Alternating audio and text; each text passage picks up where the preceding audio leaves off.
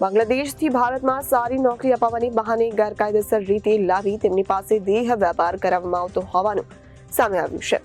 Ahmedabad crime બ્રાન્ચે Vastral વિસ્તારમાં આવેલા એક ફ્લેટમાંથી 2 સગીરા અને તેમની માતાને છોડાવવામાં આવ્યા છે। અમદાવાદ ક્રાઇમ બ્રાન્ચ એસીપીએ જણાવ્યું કે બાંગ્લાદેશથી સગીરાઓને લાવીને દેહ વેપાર કરાવવામાં આવી રહ્યો છે, જેની બાતમી મળતા વસ્ત્રાલ વિસ્તારમાં આવેલા ગંગા એપાર્ટમેન્ટમાંથી 2 સગીરા અને તેની માતાને છોડવાની આવી હતી। પોલીસે સાગર મિલન મંડલ ઉમ્ર વર્ષ 26 રહેવાસી મૂળ ચાંદપુર પશ્ચિમ બંગાળને ઝડપી લીધો છે। પોલીસની પૂછપરછમાં જાણવા મળ્યું હતું કે 2 થી 2.5 મહિના પહેલા આરોપીઓ સાગર મિલન મંડળ તથા મોહમ્મદ કરી ઉર્ફે અબ્દુલ કરીમ મંડળ અમદાવાદમાં નોકરી અપાવવાની બહાને બાંગ્લાદેશથી લઈ આવ્યો હતો। વસ્ત્રાલ ખાતેના ભાડાના મકાનમાં રાખ્યો હતો। આ દરમિયાનમાં સાગર મંડલે એકલતાનો લાભ લઈ એક સગીરા સાથે દુષ્કર્મ પણ કર્યું હતું। ક્રાઇમ બ્રાન્ચ દ્વારા કેટલાક સમયથી જે બાંગ્લાદેશી નાગરિકો જે છે એ ગેરકાયદેસર રીતે આવીને વસવાટ કરે છે અને સાથોસાથ સગીર વયની બાળાઓને લાવી અને દેહ વેપારના ધંધામાં ધકેલે છે બાબતેની માહિતી મળેલી અને એ માહિતી અનુસંધાને કાર્યવાહી હાથ ધરતા વસ્ત્રાલ ગંગા એપાર્ટમેન્ટ ખાતે રેડ કરવામાં આવીને ત્યાં સાગર મંડલ નામના વ્યક્તિ પાસેથી કે જે મૂળ વેસ્ટ બેંગાલનો છે અને બાંગ્લાદેશે પણ એને ઘણો સારો પરિચય અને બાંગ્લાદેશ પણ જાય છે, એની પાસેથી એના કબજામાંથી 2 સગીર વયની બાળાઓને મેળવવામાં આવેલી છે અને સાથે એની માતા પણ હતી।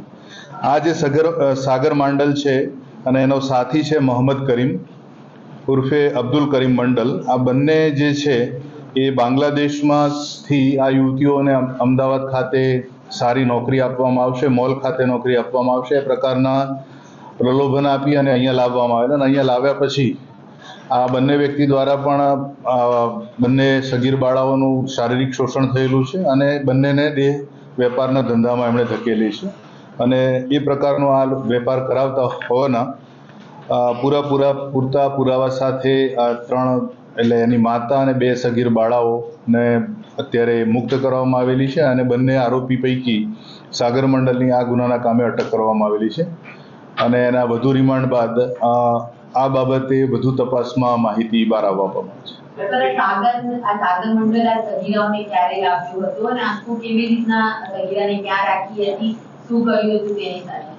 આ બંને જે સગીરાઓ છે એમને વસ્ત્રાલ વિસ્તારમાં રાખવામાં આવેલા હતા ગંગા અપાર્ટમેન્ટમાં અને એ આજથી લગભગ 4 મહિના અગાઉ લાવેલો હતો અને મેં જે કીધું એ પ્રમાણે એમનું પણ શારીરિક શોષણ થયેલું છે આરોપી દ્વારા અને આરોપીએ આ બંને સગીર બાળાઓને દેહ વેપારના ધંધામાં ધકેલેલી છે।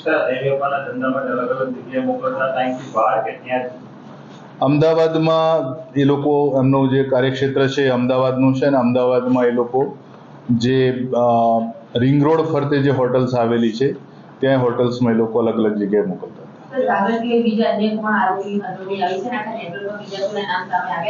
હાલ એક આરોપીની ધરપકડ કરવામાં આવેલી છે, સાગર મંડલ અને અબ્દુલ કરીમને ધરપકડ કરવામાં આવનાર છે। આમાં સંડોવાયેલા અન્ય કેટલાક બીજા વ્યક્તિઓની પણ ધરપકડ કરવામાં આવનાર છે અને હાલ જે પ્રાથમિક તપાસ જે અને જાણકારી જે મળી છે ગુનો નોંધાયા પછીની અને જે સગીર બાળાઓની જે એમની માતાને પૂછપરછ દરમિયાન જે જાણવા મળ્યું છે એ ઉપરાંત કદાચ શક્યતા છે કે હજુ વધુ આ પ્રકારના ભોગ બનનાર મળી આવનાર છે।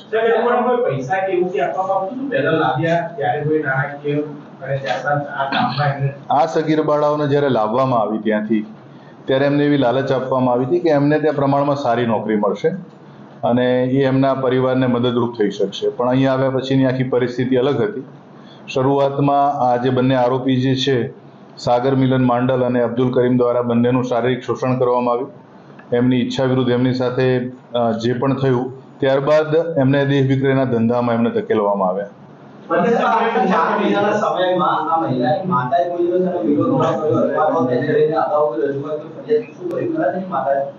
ત્રણેય જે છે ભોગ બનનાર એ ત્રણેય બાંગ્લાદેશી નાગરિક છે અને અહીંયા એ લોકોની પાસે આ રજૂઆત કરવા માટેના અથવા તો આ જે બંનેના એટલા પ્રભાવમાં અને ડરમાં હોવાના કારણે એ લોકોએ કોઈ જગ્યાએ રજૂઆત અગાઉ કરેલી નથી।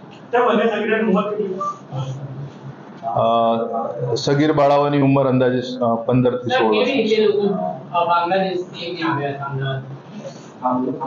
સરહદ પાર કરીને ઇલીગલ રીતે હા ઇલીગલ રીતે જ આવે. આજે સાગર પકડાયો છે, કેટલા વર્ષથી અમદાવાદમાં રહે છે? સાગરનું અમદાવાદમાં રોકાણ અનિયમિત છે, પણ એ છેલ્લા 3 વર્ષથી અહીંયા રહે છે.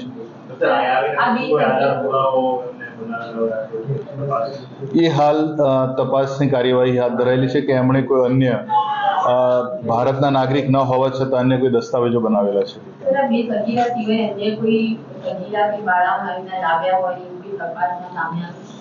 હાલ જે તપાસ ચાલી રહી છે એ દિશામાં જ ચાલી રહેલી છે કે આ પ્રકારની સગીર વયની બાળાઓ અન્ય કેટલી લાવવામાં આવેલી છે અને એ ક્યાં ક્યાં રાખવામાં આવેલી છે.